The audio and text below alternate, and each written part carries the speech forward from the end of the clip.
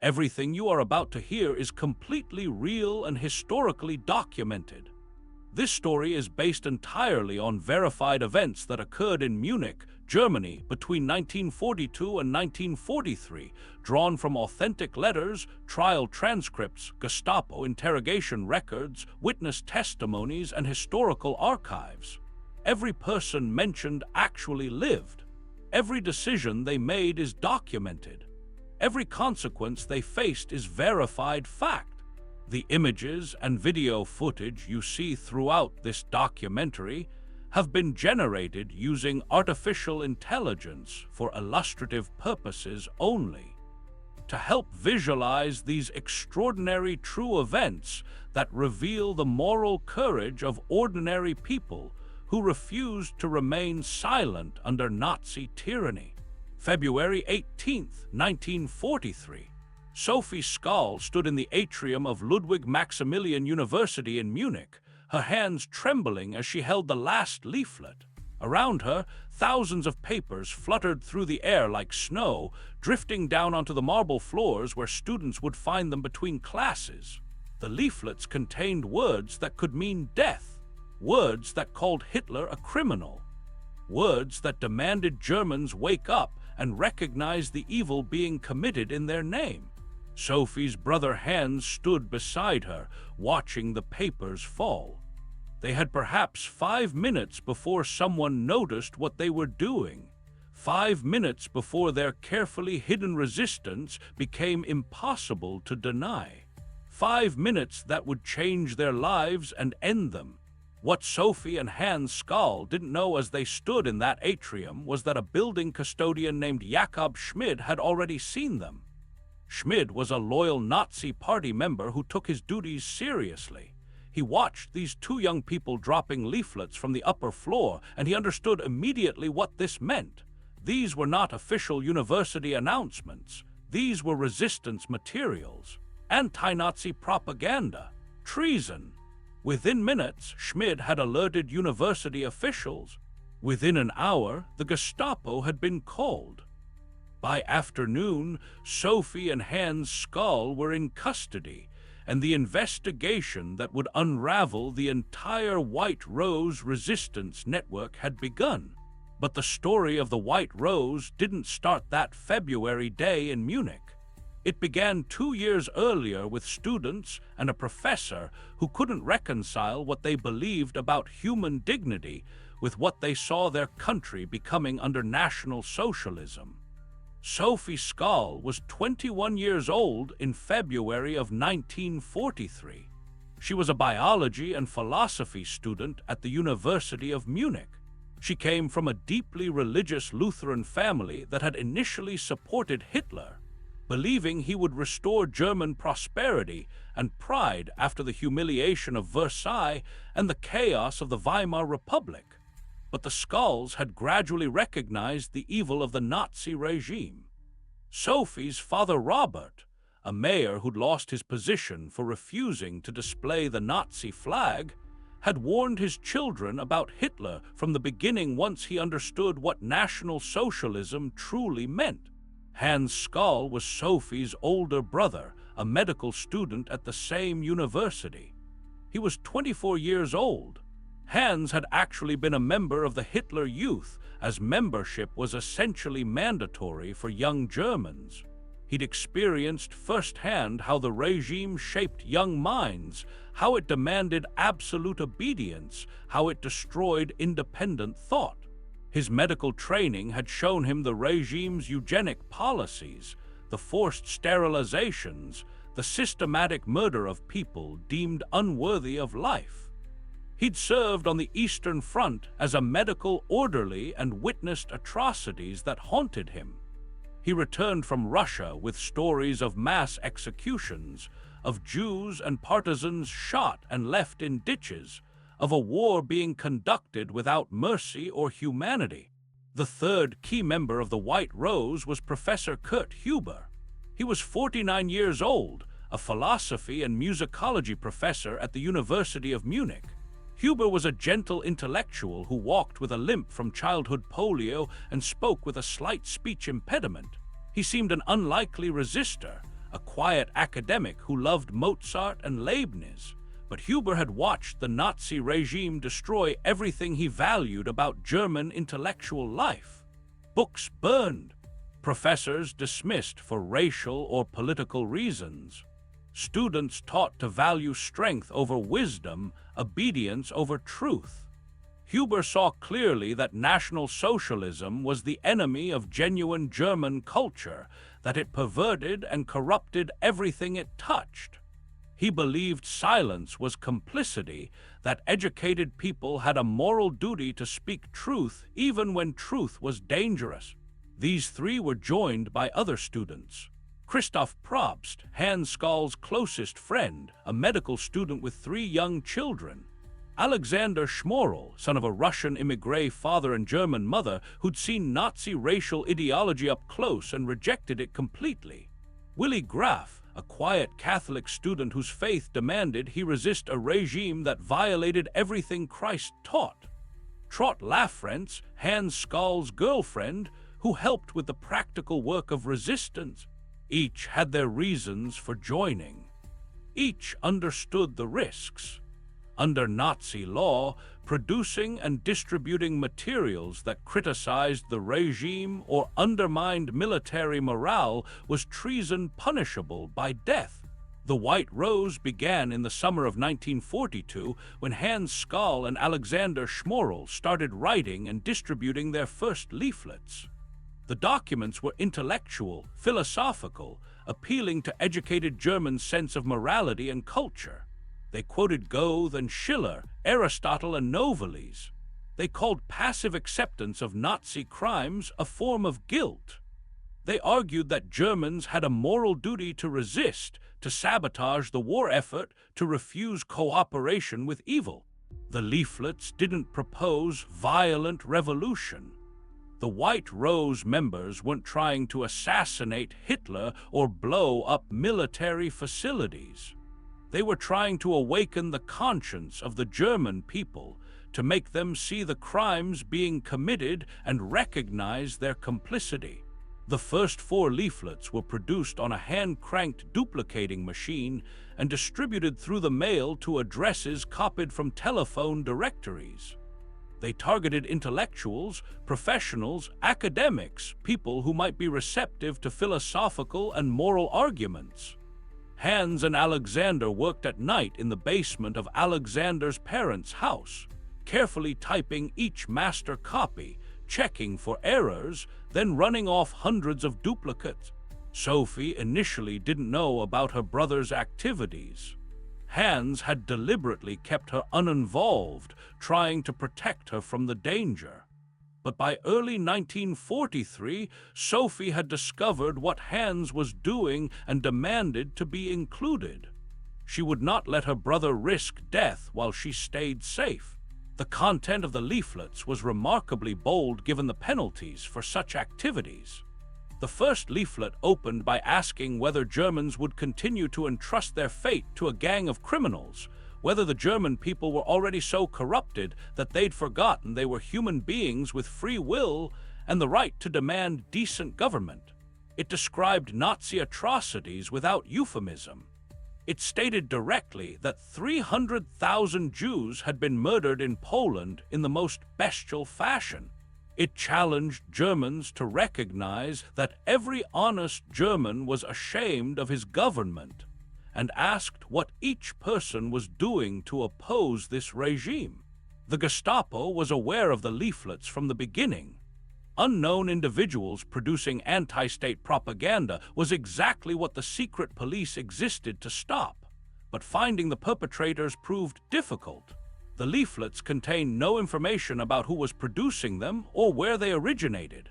They appeared across Germany in Munich, Stuttgart, Vienna, Frankfurt, Berlin. The Gestapo suspected students or intellectuals based on the elevated language and philosophical references. But Germany had hundreds of universities with thousands of students. Without mistakes by the resistance or informers from within, identification was nearly impossible.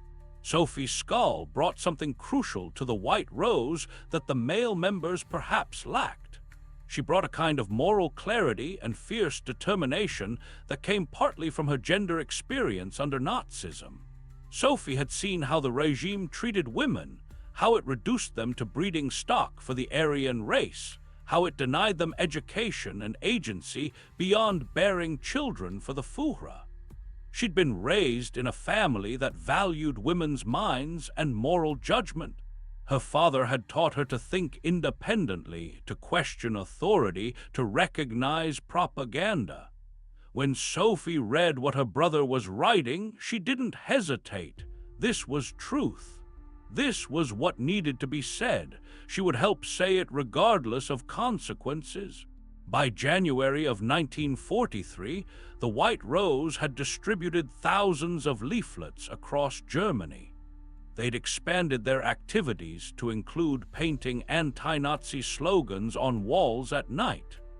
"Down with Hitler" and "Freedom" appeared on buildings in Munich, painted quickly in the darkness by students who knew they could be shot on sight if caught. The graffiti campaign was particularly dangerous because it required being outside after curfew, carrying paint and brushes that would be impossible to explain if stopped by police. But the White Rose members believed visibility mattered. Leaflets could be hidden, destroyed, ignored. Graffiti on public buildings forced people to confront resistance. It proved the regime didn't have total control. The turning point came after the catastrophe at Stalingrad. The German Sixth Army had been surrounded and destroyed in the city that bore Stalin's name. Over 200,000 German soldiers killed or captured, the greatest military defeat in German history. The Nazi propaganda machine tried to spin the disaster as heroic sacrifice, but ordinary Germans understood what Stalingrad meant. The war was going badly. Victory was no longer certain. Perhaps the regime had led Germany into an unwinnable conflict that would destroy the nation. Professor Kurt Huber saw Stalingrad as a critical moment when German public opinion might be open to resistance messages. He collaborated with Hans Scholl on what would become the sixth and final leaflet of the White Rose. This leaflet was more direct, more political than previous ones. It explicitly called the war lost. It demanded that Germans recognize how Hitler was leading the nation to destruction. It called for separation from National Socialism and for German youth to rise up and destroy the Nazi state. It ended with a quote from Goethe, a challenge to the younger generation to prove itself and emerge free from the chains of oppression. Producing and distributing this sixth leaflet in February of 1943 required intense effort. The White Rose had acquired a better duplicating machine, but running off 1,500 copies still took days of work. Hans, Sophie, and other members took turns operating the machine in the basement, their hands cramped from cranking, their clothes stained with ink. They packaged leaflets for mailing to addresses across Germany and Austria. They prepared stacks to be left at the university, where students would find them and hopefully read and distribute them further. On February 18th, Hans and Sophie Scholl went to the University of Munich, carrying a suitcase filled with leaflets. Their plan was to place stacks of leaflets in hallways between classes so students would discover them and read them before authorities could collect and destroy them. Hans and Sophie moved quickly through the building, leaving leaflets in strategic locations. They completed their distribution and had nearly made it out of the building when Sophie made the fateful decision to throw the remaining leaflets from the atrium balcony. Perhaps she felt that papers falling through the air would attract more attention, would be seen by more people before they could be suppressed. Perhaps she simply wanted to use every last leaflet they'd risked so much to produce. Whatever her reasoning, that decision gave Jakob Schmid time to see them and alert authorities before they could leave the building. The interrogation began within hours. The Gestapo brought Hans and Sophie to their Munich headquarters and separated them immediately. The strategy was standard: isolate the prisoners, tell each that the other has confessed and implicated them, use any inconsistencies in their stories as leverage, find the weak point and break them. But the Gestapo had underestimated these two siblings from Ulm. Hans and Sophie had discussed what they would do if caught. They'd agreed on a story, and they stuck to it with remarkable discipline. Initially, both denied everything. The leaflets found in their possession, they discovered them in the university and were taking them to authorities to report this anti-state activity. Yes, they understood how suspicious this looked, but it was the truth. They were loyal Germans concerned about treasonous activity at their university. The Gestapo interrogators weren't fooled, but without a confession or physical evidence connecting Hans and Sophie to the actual production of the leaflets, proving their guilt would be difficult. The breakthrough came when investigators searched the Scholl family home and found incriminating evidence: draft versions of leaflets in Hans's handwriting, the unused postage stamps purchased for mailing leaflets, traces of ink matching that used in the leaflets. Confronted with this physical evidence, Hans changed his strategy. He confessed fully to his own involvement, but insisted Sophie had known nothing about it. She'd simply accompanied him to the university that day, unaware of what he was doing. When Sophie found the leaflets, she'd helped distribute them impulsively, but she'd had no prior knowledge of the White Rose activities and bore no guilt for them. Sophie immediately recognized what her brother was trying to do. Hans was attempting to take full responsibility, to save her by claiming she was an innocent bystander caught up in his conspiracy. Sophie refused to let him do this. When interrogators told her that Hans had confessed, she didn't break down or panic. She calmly stated that if her brother had admitted to being part of the White Rose, then she would admit it as well. They had acted together as equals. She had known exactly what they were doing and had participated willingly. She would not let Hans face death alone while claiming she was too foolish to understand what they were doing. The interrogation transcripts that survive show Sophie's remarkable composure under circumstances designed to terrify. Gestapo interrogator Robert Moer, who questioned Sophie for several days, later testified that he was impressed by her intelligence and conviction. She answered his questions directly, showing no fear of the consequences.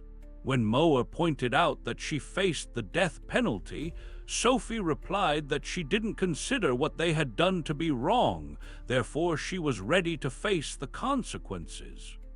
She believed someone had to make a start, had to show that not all Germans blindly followed Hitler. If that required her death, then so be it. The speed of the Nazi justice system in political cases was terrifying. Hans and Sophie Scholl were arrested on February 18th. By February 22nd, just 4 days later, they stood trial before the People's Court in Munich. The presiding judge was Roland Freisler, the most feared jurist in Nazi Germany. Freisler was a fanatical Nazi who ran his courtroom like a theater of intimidation. He screamed at defendants, cut off their attempts to explain, and made clear from the beginning that verdicts were predetermined. Trials before the People's Court weren't about establishing guilt or innocence. They were show trials designed to humiliate the accused and demonstrate the regime's power to destroy anyone who opposed it. Christoph Probst stood trial alongside Hans and Sophie. The Gestapo had found a draft of a leaflet in Hans's possession written in Christoph's handwriting. Christoph had never distributed leaflets himself, had been a peripheral member of the White Rose, but possession of that single draft was enough to convict him of treason. Christoph had 3 young children. His wife had just given birth to their 3rd child days before his arrest. He begged for mercy, for consideration of his children who would be orphaned. But the people's court showed no mercy to traitors regardless of their family circumstances. The trial lasted less than 4 hours. Freisler allowed no real defense. When Hans tried to explain their motivations, Freisler shouted him down. When Sophie attempted to speak, she was cut off. The outcome was never in doubt. Shortly after 1 p.m. on February 22nd, the court pronounced all 3 defendants guilty of treason and conspiracy to commit high treason. The sentence was death by guillotine, to be carried out immediately. There would be no appeal, no clemency petition, no delay.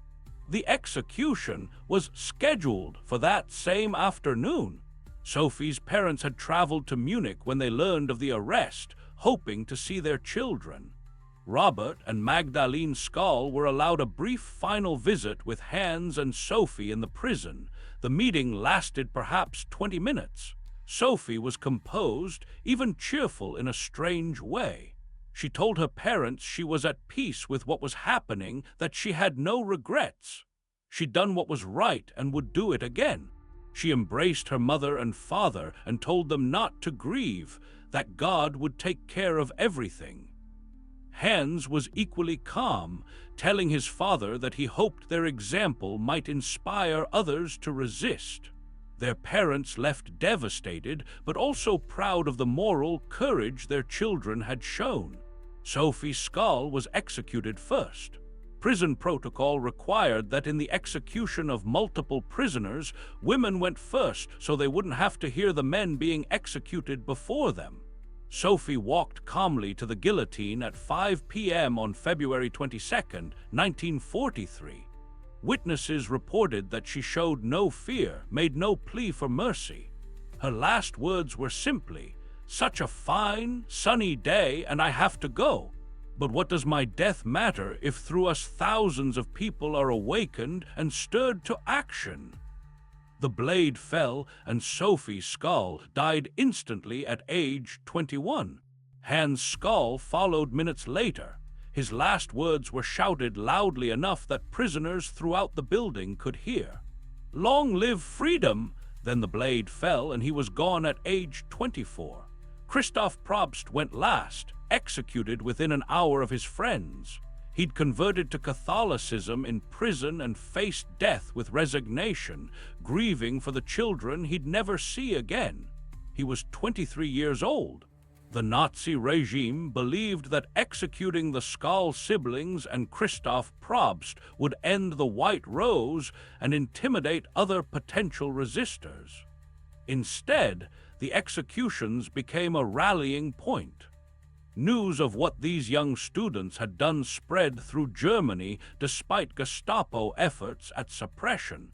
Thomas Mann, the great German writer in exile, broadcast a radio address about the White Rose from London, praising the courage of the students and telling German listeners that these young people had shamed the older generation by showing what resistance required. Mann's words reached millions and made the Scholl siblings into symbols of moral resistance against Nazism. But the Gestapo wasn't finished. They continued investigating the White Rose network. Within weeks, they'd arrested Alexander Schmorell, Willy Graf, and Professor Kurt Huber.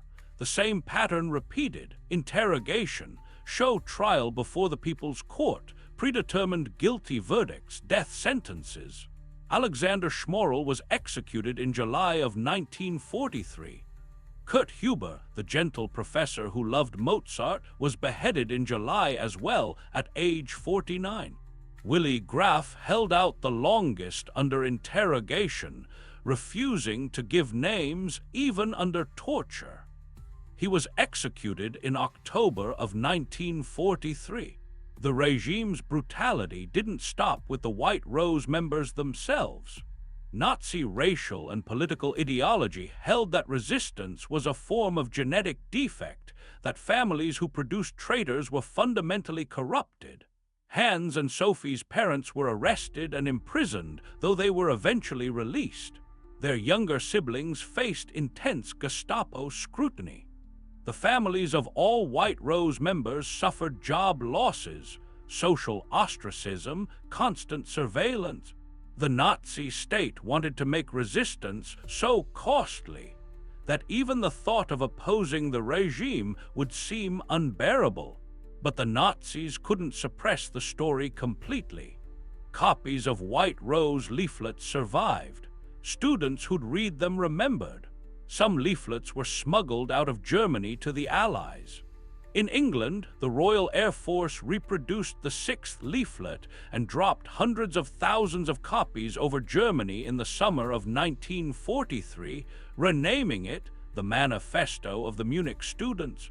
The words that Sophie Scholl had helped spread, the ideas that had cost her life, reached millions of Germans courtesy of British bombers.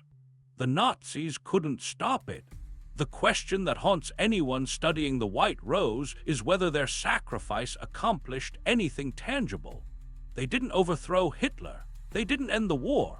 The Nazi regime continued for more than 2 years after their executions, inflicting immense suffering and death before finally collapsing. Most Germans probably never heard of the White Rose during the war. Of those who did, many would have considered them foolish idealists or even traitors for undermining morale during wartime. Did their resistance matter if it changed nothing immediately? The answer lies in what the White Rose represented rather than what it accomplished militarily or politically. Sophie Scholl and her companions proved that resistance was possible even in a totalitarian state. They demonstrated that ordinary people could maintain moral clarity and act on conscience even when surrounded by propaganda and terror. They refused to accept the Nazi argument that individual Germans bore no responsibility for regime crimes as long as they were following orders or simply trying to survive. The White Rose said no. Every person has moral agency. Every silence is a choice. Every act of cooperation enables evil. Sophie Scholl's legacy is particularly powerful because of how it challenges assumptions about resistance. She was not a soldier or a politician. She had no weapons, no organization, no realistic hope of overthrowing the regime. She was a 21-year-old student who believed that speaking truth mattered even if it accomplished nothing but her own death. Her courage came not from naivete or ignorance of consequences, but from clear-eyed understanding of what was at stake. She knew she would likely die. She chose truth over survival. That choice resonates precisely because it's one most people can't imagine making. The moral questions the White Rose raised remain relevant. When is accommodation to evil itself evil? When does silence become complicity? What do ordinary people owe to truth and justice when speaking truth means personal destruction? These aren't abstract philosophical questions. They're practical challenges that people face in authoritarian societies around the world. The White Rose shows that even when resistance seems futile, even when speaking out accomplishes nothing but one's own destruction, the act of resistance itself matters. It denies the totalitarian regime its claim to total control. It preserves human dignity and moral agency in the face of overwhelming power. Post-war Germany struggled with the White Rose legacy. In the immediate aftermath of Nazi defeat, the Scholls and their companions were celebrated as heroes by the new democratic government. Schools and streets were named after them. Their story was taught to students as an example of the good Germany that had resisted Hitler. But this narrative was complicated because it raised uncomfortable questions about the vast majority of Germans who hadn't resisted, who'd either supported the Nazi regime or passively accepted it. If the White Rose members were heroes for resisting, what did that make everyone else? The physical evidence of the White Rose's existence was carefully preserved. The final letters Sophie and Hans wrote to family were saved. The trial transcripts survived. The leaflets were collected and archived. The Scholl family home in Ulm became a memorial site. The Ludwig Maximilian University in Munich, where Sophie scattered those final leaflets, installed memorials to the White Rose in the atrium where she and Hans were arrested. The spots in the pavement where they stood are marked, and bronze reproductions of their leaflets are embedded in the floor. Sophie Scholl's character emerges from surviving documents as complex and remarkably mature for her age. She loved dance and music. She enjoyed hiking in the mountains. She read philosophy and theology and questioned everything. Her letters show someone with a sharp wit and deep religious faith that wasn't dogmatic, but rather a foundation for ethical thinking. She was close to her siblings, particularly her older brother Hans and younger sister Inge. She had a boyfriend, Fritz Hartnagel, an officer serving on the Eastern Front, whom she tried to convince through letters that the war Germany was fighting was unjust. What radicalized Sophie Scholl was the same thing that radicalized many White Rose members: direct knowledge of Nazi crimes. Sophie had worked in a kindergarten where she'd witnessed how the regime indoctrinated even very young children with racial ideology. She'd seen disabled children removed from families for special treatment that everyone understood meant murder. She'd listened to her brother Hans describe what he'd witnessed in Russia: the mass shootings of Jews and partisans, the casual brutality of the occupation. She'd read the Nazi newspapers and recognize the propaganda for what it was. Knowledge brought responsibility. Knowing what was happening meant she couldn't pretend ignorance as an excuse for inaction. The practical challenges of resistance that Sophie and her companions faced were immense. Simply obtaining paper and ink in sufficient quantities to print leaflets required careful planning. Rationing meant every commodity was tracked. Buying large quantities of paper or using a business duplicating machine would attract attention. The White Rose used personal networks, stealing paper from university supplies, acquiring ink through friends, using private duplicating machines. Mailing the leaflets required collecting hundreds of addresses and buying stamps without raising suspicion. Operating the duplicating machine was physically exhausting and took hours. Every stage involved risk. The psychological burden of resistance was equally challenging. Living a double life, appearing to be a loyal German while secretly working to undermine the regime, created constant stress. Every knock on the door might be the Gestapo. Every stranger could be an informer. The Nazis had created a society where trust was dangerous, where even friends and family members might report you to authorities. The White Rose members couldn't discuss their activities openly even with people who might be sympathetic, because loose talk meant death. This isolation intensified the pressure they were under. Sophie's final days in Gestapo custody revealed her character perhaps more clearly than anything else. Interrogators expected her to break, to beg for mercy, to blame her brother or claim she'd been manipulated. Instead, she remained composed, answered questions honestly about her own involvement while trying to shield others, and showed no regret for what she'd done. When given the opportunity to recant or denounce the White Rose's message in exchange for possible leniency, she refused. Her principles were not negotiable. She'd acted according to her conscience and was prepared to accept the consequences. The speed of her trial and execution was designed to prevent her from becoming a martyr. The Nazis understood that prolonged imprisonment and a delayed execution would give resistance movements time to organize around her case. By executing her within 4 days of arrest, they hoped to minimize the impact. This calculation failed. The speed and brutality of her execution actually enhanced her legacy, demonstrating the regime's fear of even a single student with the courage to speak truth. The relationship between Hans and Sophie Scholl adds emotional depth to the story. They were not just political collaborators, but deeply bonded siblings who'd grown up together, shared experiences, and developed their moral worldview through countless conversations. When Hans tried to take sole responsibility for the White Rose to protect Sophie, he was acting as the protective older brother. When Sophie refused to let him do this, insisting on taking equal responsibility, she was asserting her moral equality and her right to face consequences alongside her brother.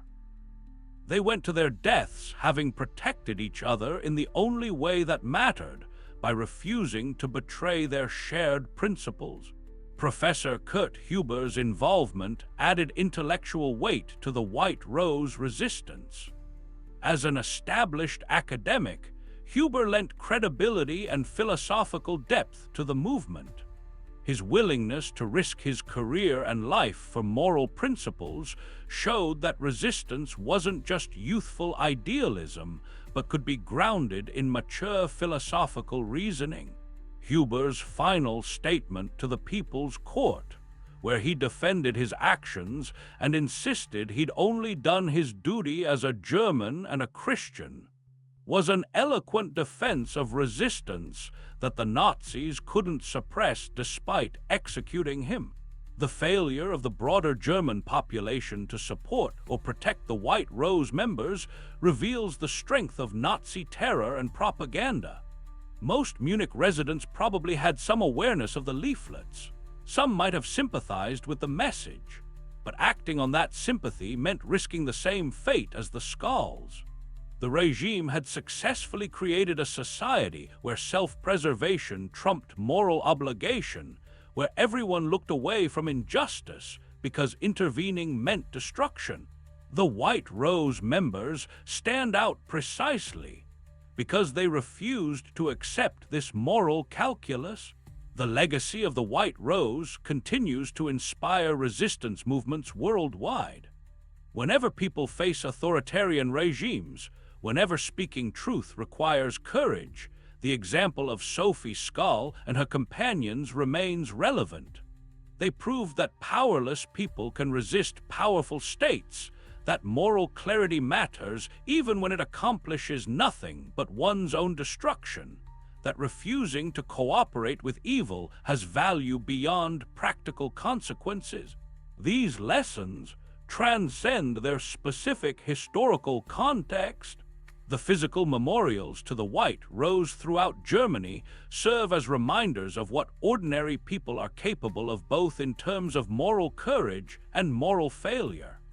Every German who sees Sophie Scholl's name on a school or street must confront the question of what they would have done in her circumstances. Would they have resisted, or would they have stayed silent and safe? This uncomfortable reflection is exactly what democracies need to prevent authoritarianism from taking root again. If this deep exploration of Sophie Scholl and the White Rose resistance has moved you, if you want to discover more true stories of moral courage and resistance from World War II, then subscribe to WW2 War Rewind right now. We're rewinding history every day to bring you the documented stories of real people who faced impossible choices and showed us what human dignity and moral courage actually mean. Tomorrow brings another chapter of verified history that textbooks overlook, another true story of people who refused to look away when looking away would have been safer. Hit that subscribe button so you never miss the moments that define not just the war but the eternal struggle between conscience and power, truth and propaganda, courage and complicity. These stories matter because they show us who we might become when history tests us.